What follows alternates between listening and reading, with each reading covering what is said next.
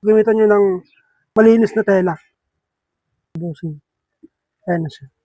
So kung may problema kayo sa mga sticker, tapos mayroon pang natirang dikit dun sa mismo fairings ng mga sasakyan ninyo, mga motor ninyo, ito na yan mga boss, ito na yung pantanggal. Ayan o. So testingin natin mga boss para mapatunayan na tunay itong product na to. Legit ito mga boss. Pag bumili pala kayo mga boss, meron na siyang ganito para matamaan ninyo yung mga gusto nyong patamaan mismo. So testingin natin mga boss. So ito mga boss, ito yung hindi ko matanggal-tanggal na dikit residue nung tinanggal ko ditong sticker. So testingin natin. Shake muna mga boss. Ayan, bago nyo gamitin.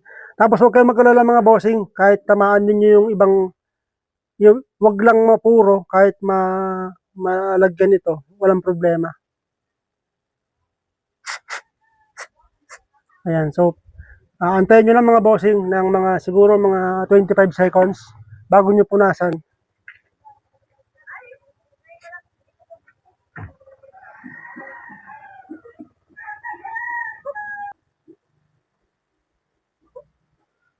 Gamitan nyo ng malinis na tela.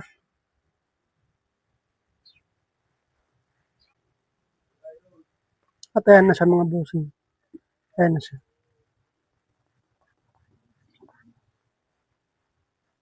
Ganyan siya kalinis mga boss. Mars sticker remover.